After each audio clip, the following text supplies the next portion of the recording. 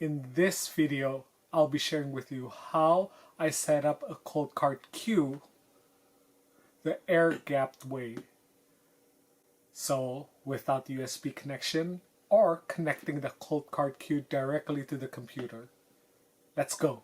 So the tools that I use to set this up is a USB-A to USB-C, an SD card reader, the SD card itself with a microSD card insert, the Coldcard Q, and 3 AAA batteries. You just flip over the Coldcard Q and then you can insert the 3 AAA batteries. There's no particular reason why I use the rechargeable 3 AAA battery other than efficiency. You can use whatever you want.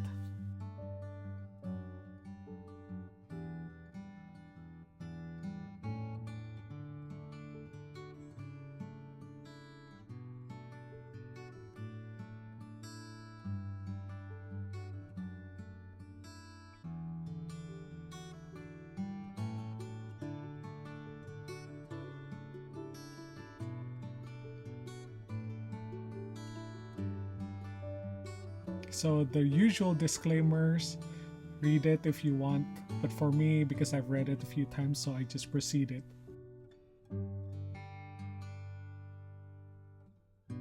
Okay, now there's this number. It's to confirm that the package that you had has not been tampered. So take that number from your package and just bring it over.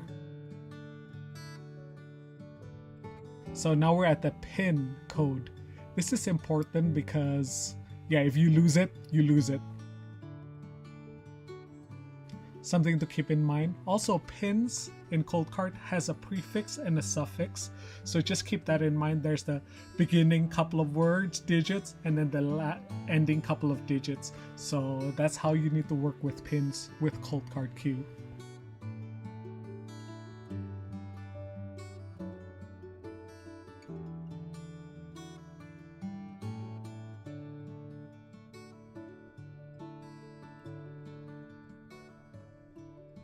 One more time saying that they cannot recover the pin.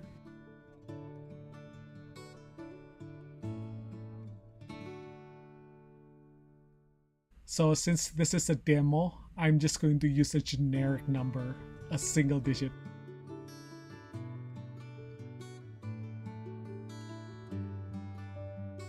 After I enter the first 4 digits, I just write it down just because I don't want to forget.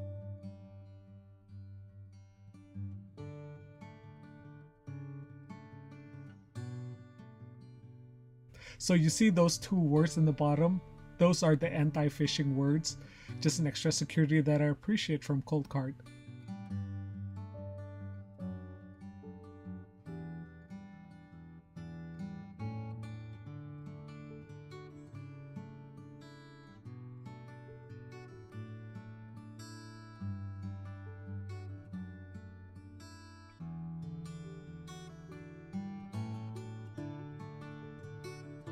Now that's my suffix. Of course, you can replace it later.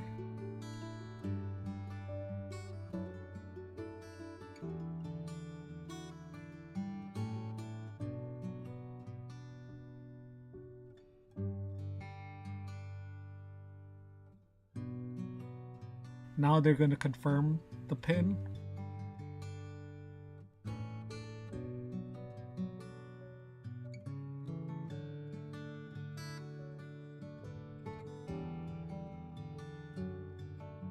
Perfect.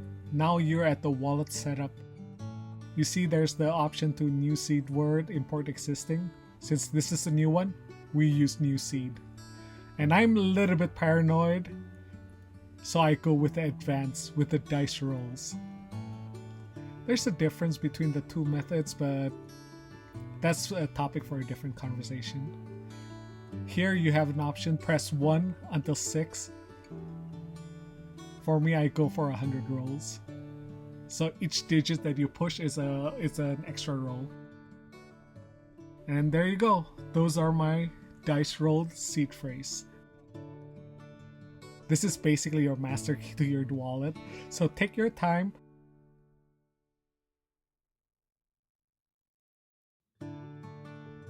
Note it slowly. Don't be like me that I have to make that correction.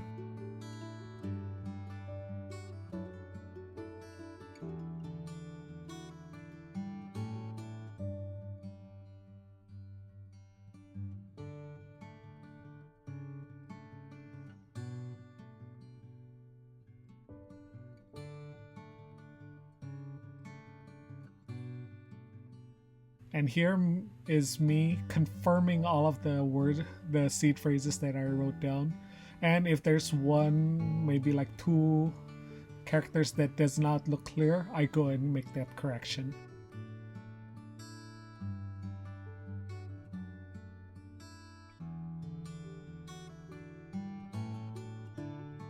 Okay, once you click enter, you'll get a test to see whether or not what you note is correct or not.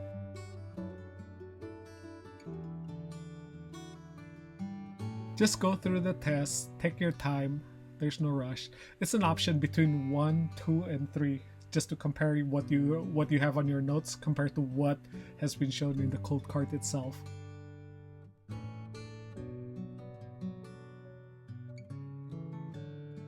Now you get the disclaimer that everything is deactivated, which is what you want. Pay close attention to the number or the fingerprint on the top. That is your wallet fingerprint. Keep a note of that just so that you have a reference. So later when you connect it to like Sparrow Wallet or other wallets, you can make sure that you get the right address.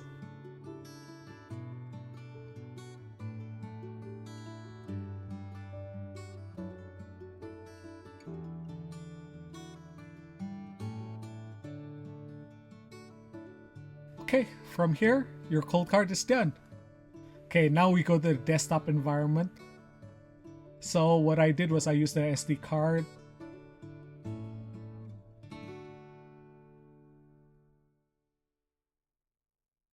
The SD card format needs to be FAT32. The size itself, I went with 64 gigabytes because that's what I had. So what I'm doing right now is I'm preparing Coldcard for an update. Keep in mind, I'm not connecting Coldcard, I'm just bringing the SD card into Coldcard.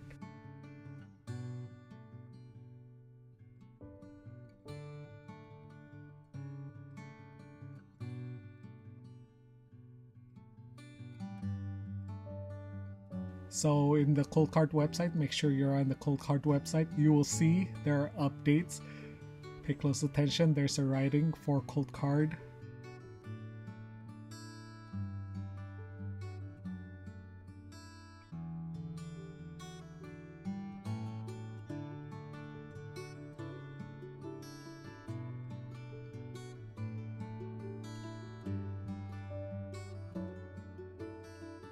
Yeah, just drag and drop and then eject that SD card.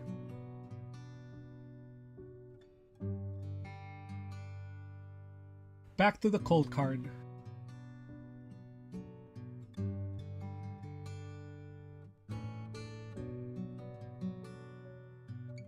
Just an FYI, when you connect the SD card, the microSD card into Coldcard, you'll see an indentation, don't force it in.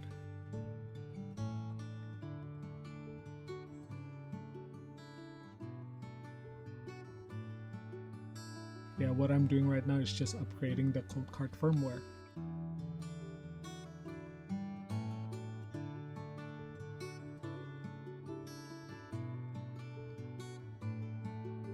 It will take a moment, but yeah, just take your time. This is a pretty straightforward process.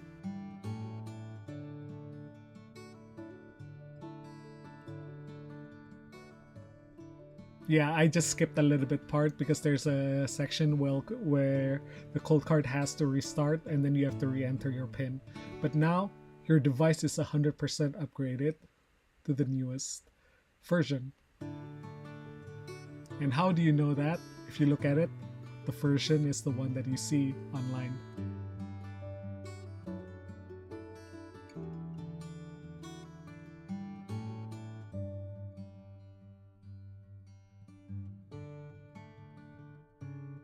Even though now that our wallet is already set up, We need a way to sign transactions.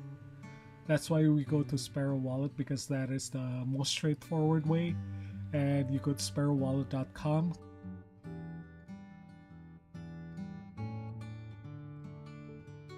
Click the download link. For me, it's a MacBook, but there's the other operating system. Just download and follow the instruction.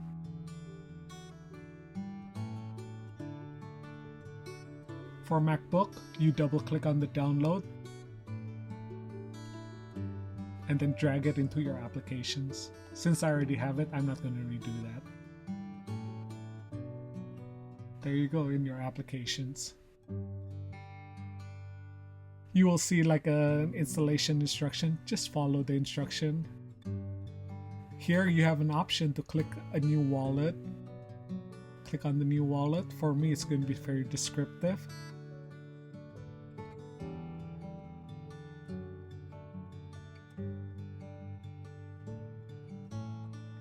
Since it's a demo wallet, it's the demo wallet. Perfect. Back to the Coldcard. Bring that SD card in. Remember, don't force it in, just until it seats.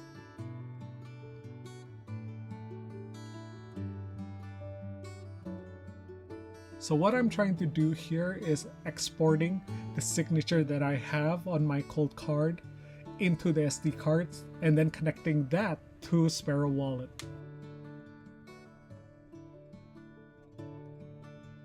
Per the documentation, you use generic JSON.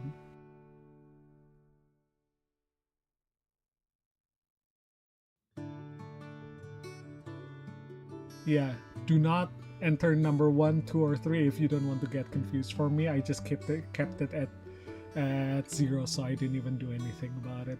And keep in mind, what we're doing right here does not compromise your seed phrase or your PIN. What we're doing here is just giving Sparrow Wallet a watch-only ability.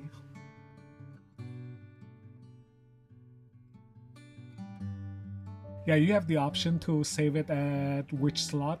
Since it's the first slot, I click the first slot, or slot A, so the option is number 1.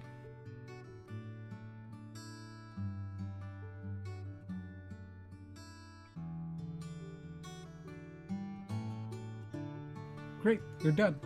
Now let's connect that to Sparrow. Click on the watch only. Click import. Since it's like air gap hardware wallet. And see Coldcard. Import file. You have the option to use QR code, but for me, I like the SD card method better.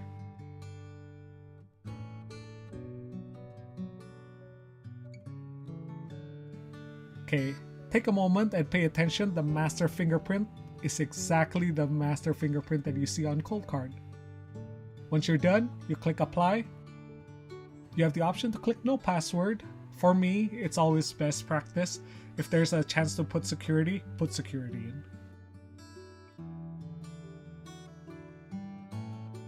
There you go, you're done. You're connected. Okay, now let's do a step further. Let's confirm that our hardware wallet is really connected to Sparrow.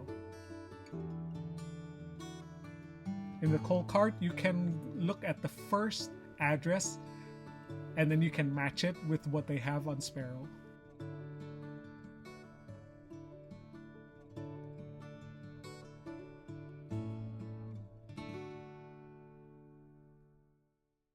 And from what I'm seeing, we're the same. We are good to go.